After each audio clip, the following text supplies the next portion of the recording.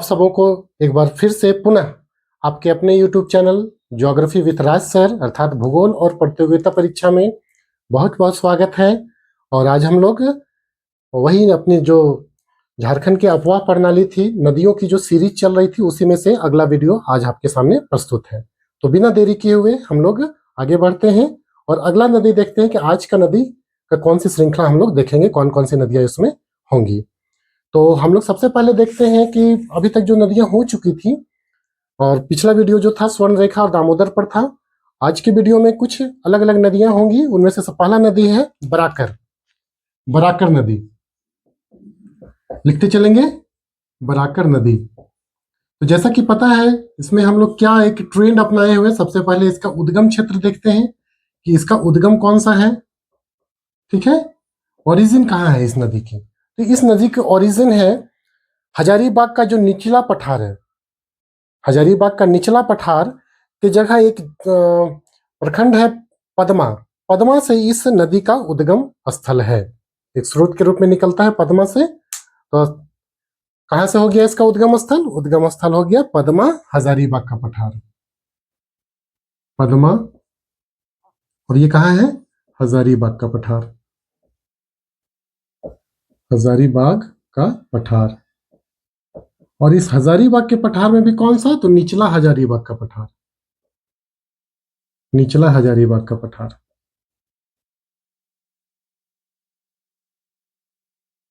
इसको हम लोग बोल सकते हैं बाही छोटा नागपुर का पठार। इसको हम लोग क्या भी बोल सकते हैं? बाही या बाहरी छोटा नागपुर, क्योंकि ये बाहर की साइड है। इसके आगे आपको बिहार वाला बॉर्डर मिलेगा, बाही छोटा नागपुर पठार। ठीक है, ये तीनों चीजें आपको बोला जा सकता है। ठीक है, तो पदमा कहाँ पे आता है? हजारीबाग के पठार में, निचला हजारीबाग का, या तो फिर निचला हजारीबाग का पठार या फिर बाही छोटा नागपुर का पठार। ये तीनों उसके हम लोग समान ही, एक ही नाम की तरह अलग अलग रूप से इसको व्याख्यायित किया गया है। अब देखते हैं कि इसका मुहाना कहाँ है।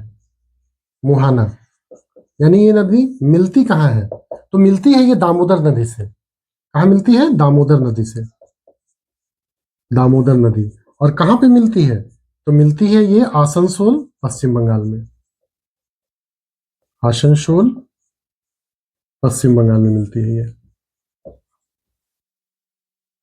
ठीक है, इस चीज को ध्यान रखेंगे आप लोग। दो चीजें देख लिए हम लोग, उद्गम देख लिए और मुहाना भी देख लिए। अगला जो है इसकी कुल लंबाई, इसकी कुल लंबाई देख लेते हैं। कुल लंबाई है इसकी 225 किलोमीटर, 225 किलोमीटर, 225 किलोमीटर इसकी कुल लंबाई है। अब देखते हैं कि इसका आप 225 किलोमीटर के बाद ये है कि इसकी सहायक नदियां कौन कौन सी हैं। इसके बाद अगला हम लोग का टॉपिक हो जाएगा इसका सहायक नदियां, यानी कि इसकी ट्रिब्यूटरीज, सहायक नदियां। तो गिरिडीह के पास एक नदी आके मिलती है इसमें, उस नदी का नाम है उसरी, उसरी नदी। पहला सहायक नदी कौन हो गई? तो उसरी नदी हो गई। और इसी उसरी नदी में, ठीक है, उसरी होगा, वो नहीं दीजिए, उसरी नदी। इसी उसरी नदी में एक फॉल है, प्रपात है, उसरी जल प्रपात, उसरी जल प्रपात। ठीक है, कहां पे है ये? तो ये गिरिडीह में है, गिरिडीह जिला में है। ठीक है, उसरी जल प्रपात। अब देखते हैं कि इसकी अगली सहायक नदी कौन सी होगी। बरसोती, बराकर की दूसरी जो मुख्य सहायक नदी है वो है बरसोती, बरसोती। ठीक है, ये इसकी दूसरी प्रमुख सहायक नदी हो गई। चलिए ठीक है, इतनी चीजें देख लिए। अब देखते हैं कि इस नदी, जो इस नदी की कुछ विशेषताएं हैं। ठीक है, अगला चीज हम लोग क्या देखेंगे? इसकी विशेषताएं। इसकी विशेषताएं कौन कौन सी है? ठीक है, तो पहली विशेषता क्या हो जाएगा इसका कि ये जो नदी है, ठीक है, ये जैन और बुद्धिज्म, बौद्ध और जैन साहित्यों में इसका उल्लेख मिलता है। ठीक है, उल्लेख कहाँ है? तो बौद्ध एवं जैन साहित्यों में, साहित्यों मतलब कि जो उसमें जो लिखे गए हैं किताब, ठीक है, जैन साहित्यों में उल्लेख मिलता है इसका। किसका? तो इस नदी का। पहली विशेषता ये हो गई। अगली विशेषता ये है कि इसमें बांध बनाए गए हैं। इस नदी में कुछ बांध है, और वो बांध कौन कौन से हैं? ठीक है, तो पहला जो बांध है वो है आपका तिलैया। सब लोग आप लोग देखे हुए होंगे तिलैया बांध। और दूसरा है जो क्या हो गया आपका मैथन।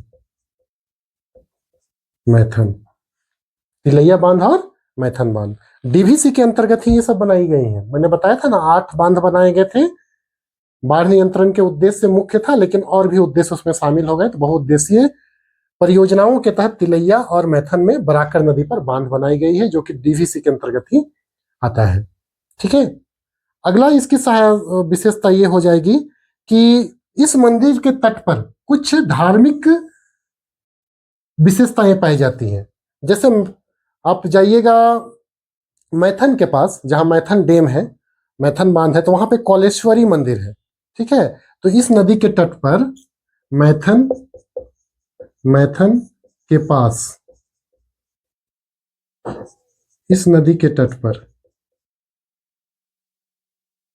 इस नदी के तट पर कौलेश्वरी धाम है। ठीक है, शक्तिपीठ है, कौलेश्वरी मंदिर है, कौलेश्वरी मंदिर स्थित है।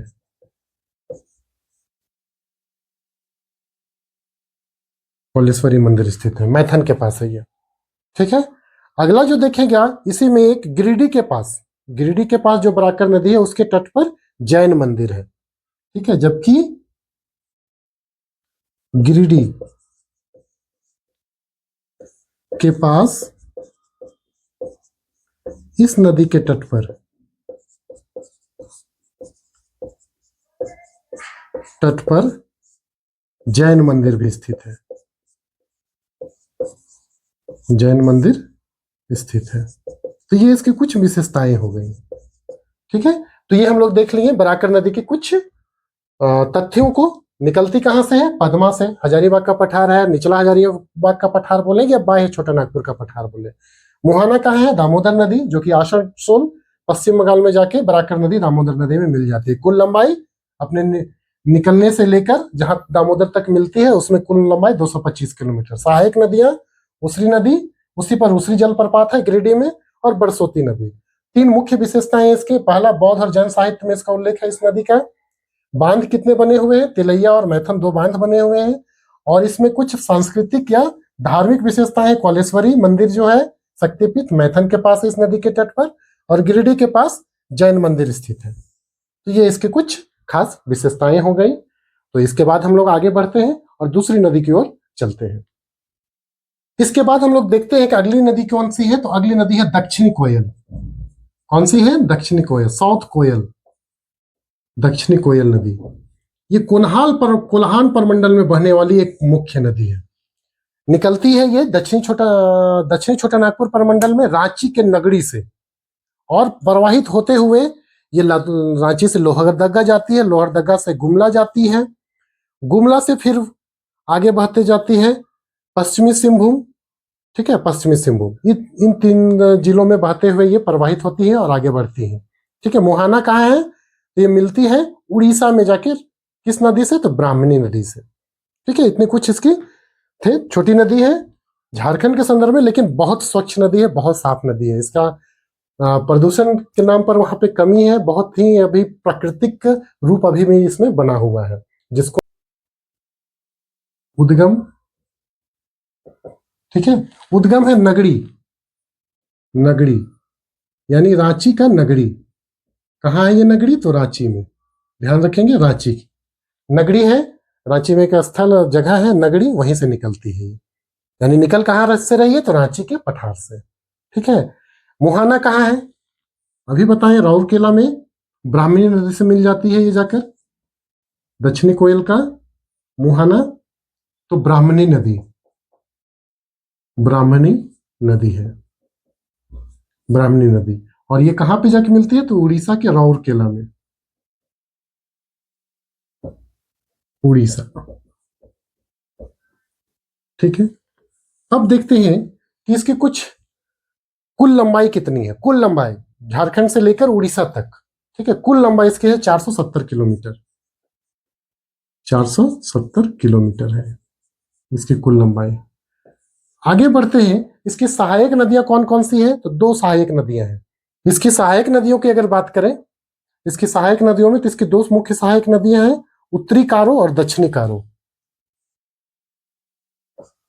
उत्तरी कारो नदी और दक्षिणी कारो नदी, यानी इन दोनों से मिलकर ही ये नदी बनती है। कौन, तो दक्षिणी कोयल, दक्षिणी कारो नदी इसके मुख्य ट्रिब्यूटरीज है। ठीक है, अब संबंधित जिले कौन कौन से हैं या संबंधित क्षेत्र बोल सकते हैं। संबंधित क्षेत्र, तो संबंधित क्षेत्र में आप अगर राज्यों के संदर्भ में जाइएगा तो झारखंड तो है ही, झारखंड एवं उड़ीसा, एवं उड़ीसा है। अब चूंकि झारखंड का बात करें तो झारखंड में कौन कौन से जिले से संबंधित है उसको देख लेते हैं। ठीक है, उसको देख लेते हैं। तो सबसे पहले मैंने बताया रांची, वहां से निकलती है ये। उसके बाद ये आगे बढ़ते हुए चली जाती है लोहरदगा, लोहरदगा, उसके बाद गुमला,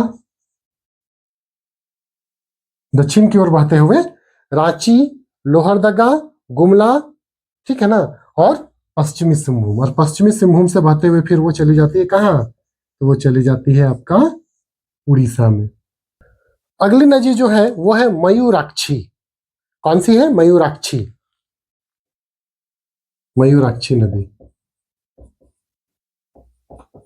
मयूराक्षी नदी, इसके बारे में जान लेते हैं हम लोग। सबसे पहले तो इसका उद्गम देखते हैं कि आखिर निकलती कहां से है ये नदी। उद्गम तो देवघर के पास एक पर्वत है, याद है ना, त्रिकुट पर्वत में रोपवे में जो एक्सीडेंट हुआ था कुछ साल पहले। ठीक है, तो त्रिकुट पहाड़ी, कौन सी पहाड़ी, त्रिकुट, त्रिकुट पहाड़ी से ये नदी निकलती है। और ये है कहाँ त्रिकुट पहाड़ी, तो देवघर, देवघर जिला में है। ठीक है, मुहाना मयूराक्षी की कहाँ है, कौन सी नदी में जाकर मिलती है, तो ये मिलती है आपकी हुगली नदी में ही, जहां पे दामोदर भी हुगली में जाके मिलती है ना, वही मुहाना कहाँ है, तो मुहाना है हुगली नदी,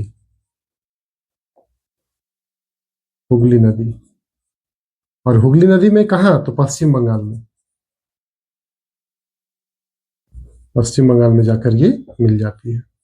ये हो गया, ठीक है ना। अब देखते हैं कि इसकी कुल लंबाई कितनी है, सहायक नदियां कौन सी है, संबंधित क्षेत्र कौन है, और इसका उपनाम क्या है, विशेषताएं भी इसका हम लोग कुछ देख लेंगे, है ना। तो सबसे पहले हम लोग देखते हैं इसकी कुल लंबाई, 250 किलोमीटर, कुल लंबाई इसकी है 250 किलोमीटर, 250 किलोमीटर। जबकि अगर सहायक नदियां देखिए, छोटी छोटी नदियां इसकी बहुत सारी हैं, क्योंकि ये कुछ विशिष्ट नदी है, विशेषता लिखवाएंगे तो इसकी कुछ सहायक नदियों को भी हम लोग थोड़ा सा देख लेते हैं। उनमें से पहले से जो सहायक नदी है वो है धोवाई, धोवाई है, टिपरा है, भामरी है, धोवाई, टिपरा, भामरी, ये सब इसकी सहायक नदियां हैं। ठीक है, और भी हैं छोटी छोटी नदियां, जैसे पुसरो, दौना, द्वारका, पुसरो, दौना, द्वारका, ये सब छोटी छोटी नदियां हैं, लेकिन याद रखिएगा क्योंकि झारखंड के संदर्भ में है। ठीक है, क्योंकि झारखंड के संदर्भ में है। बारकेश्वर भी एक नदी है इसकी सहायक, बारकेश्वर, बारकेश्वर, तो ये कुछ इसकी सहायक नदियां हैं। ठीक है, सहायक नदियां भी हम लोग देख लेंगे। अब देखते हैं कि ये कौन कौन से, ठीक है, संबंधित क्षेत्र कौन है। संबंधित क्षेत्र तो पता है ये दो राज्यों में बह रही है, सबसे पहले तो झारखंड से निकल रही है देवघर से, तो झारखंड, और झारखंड एवं पश्चिम बंगाल, पश्चिम बंगाल। अब देखते हैं कि झारखंड में कौन कौन से जिलों में ये बहती है। तो सबसे पहला देवघर, क्योंकि वहीं से निकल रही है, देवघर संथाल परगना के क्षेत्र में। ठीक है, देवघर है। फिर आप देखिएगा दुमका, दुमका, साहेबगंज, साहेबगंज, और लास्ट में आप चले जाइएगा तो वो हो जाएगा गोड्डा, और गोड्डा, ठीक है ना, गोड्डा।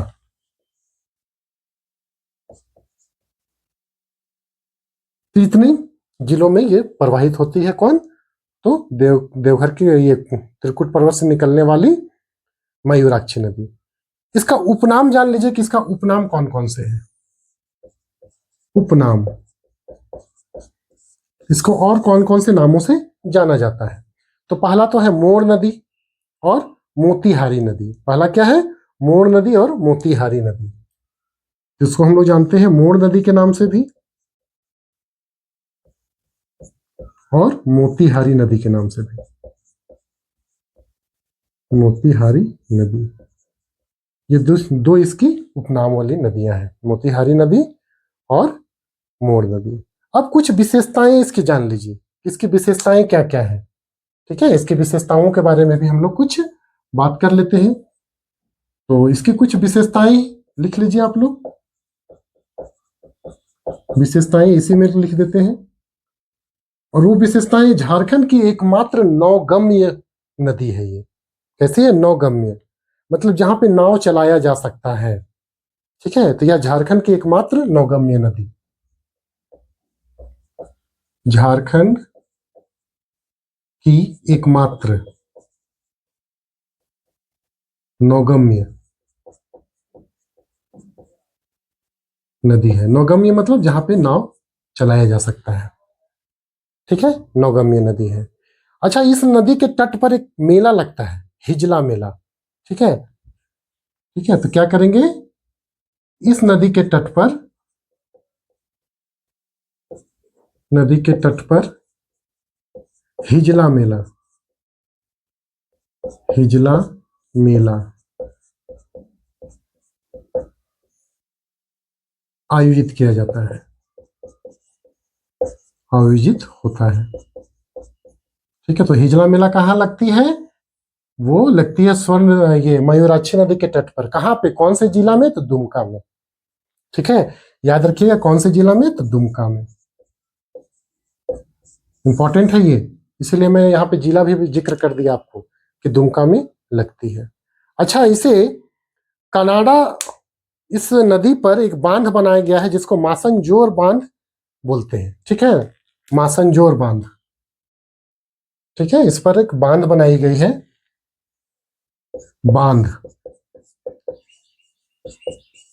उसको बोलते हैं मासनजोर,